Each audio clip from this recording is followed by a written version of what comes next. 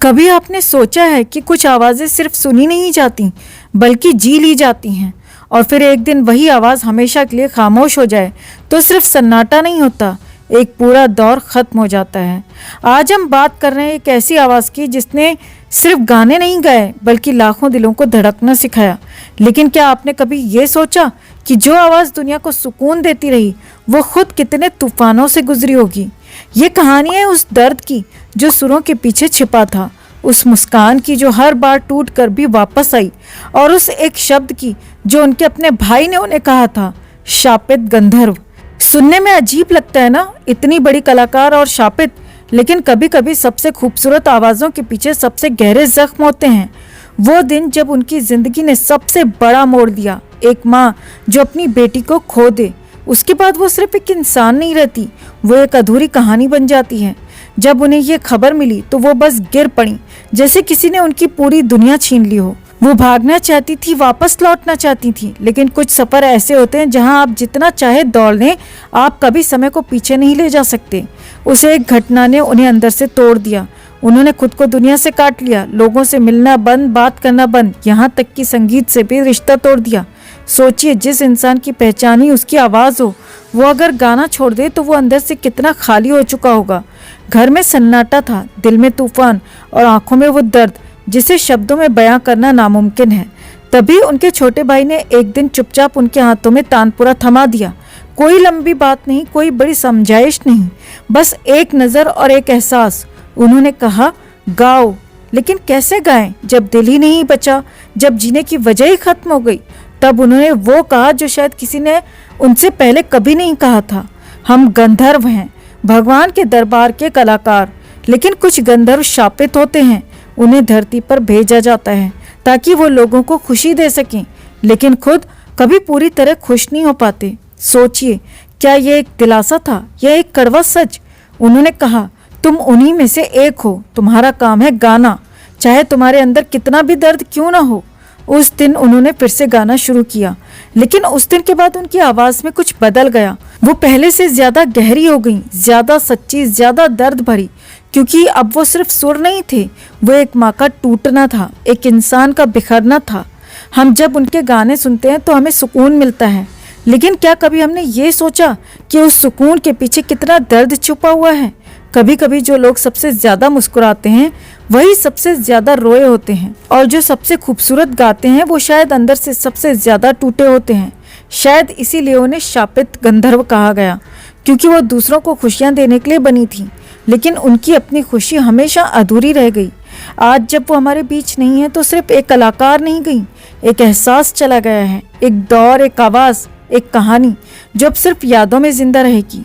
लेकिन एक सवाल आज भी हवा में तैर रहा है, क्या सच में कुछ लोग इस दुनिया में सिर्फ दूसरों को खुश करने के लिए आते हैं और खुद दर्द लेकर चले जाते हैं, या फिर ये सिर्फ हमारी किस्मत की क्रूर सच्चाई है जिसे हम समझ नहीं पाते? क्या आप भी कभी किसी अपने के लिए मुस्कुराते रहे हैं जबकि अंदर से पूरी तरह से टूट चुके थे? कमेंट में हाँ या ना ज़रूर लिखिए, और रिप आशाताई लिखकर उन्हें श्रद्धांजलि भी ज़रूर दीजिए। वीडियो को लाइक और शेयर कर अपना प्यार और सपोर्ट भी ज़रूर दिखाइए। उस रात, आखिरी रात, अस्पताल के उस कमरे में कुछ ऐसा हुआ जिसके बारे में आज भी डॉक्टर्स खुलकर बात नहीं कर रहे, क्योंकि उस रात आशाताई ने एक ऐसी चीज़ मांगी जिसे सुनकर वहां मौजूद हर इंसान के होश उड़ गए। कमरा शांत था, मशीनों की बीप जैसे हर सेकंड वक्त गिन रही थी।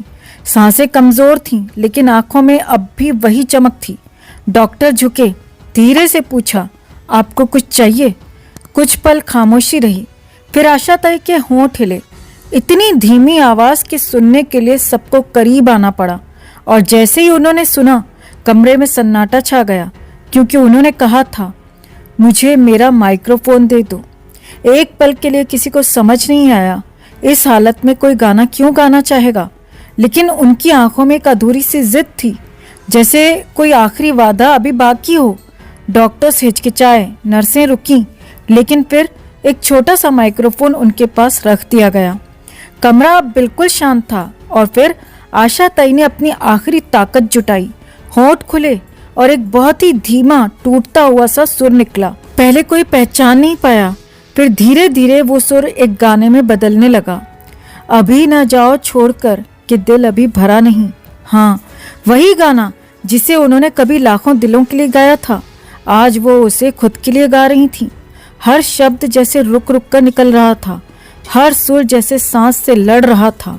कमरे में खड़े लोग रो रहे थे क्योंकि वो समझ चुके थे ये कोई गाना नहीं था, ये एक तरह रुक जाने की विनती थी, एक आखिरी इच्छा, जैसे वो खुद से कह रही हूँ अभी मत जाओ। लेकिन जिंदगी किसी की नहीं सुनती। जैसे जैसे गाना आगे बढ़ा उनकी सांसें धीरे धीरे थमने लगीं, लेकिन आवाज़ आखिरी पल तक टूटी नहीं। और फिर एक आखिरी अधूरा सा सुर और सब खामोश, मशीनें, कमरा और वो आवाज़, सब कुछ रुक गया। लेकिन सच ये है वो गाना आज भी अधूरा नहीं है, क्योंकि जहाँ जहाँ ये गाना बजेगा वहाँ वहाँ आशा ताई जिंदा होंगी। आशा ताई को आखिरी विदाई देते हुए, श्रद्धांजलि देते हुए कमेंट में रिप आशा ताई जरूर लिखें।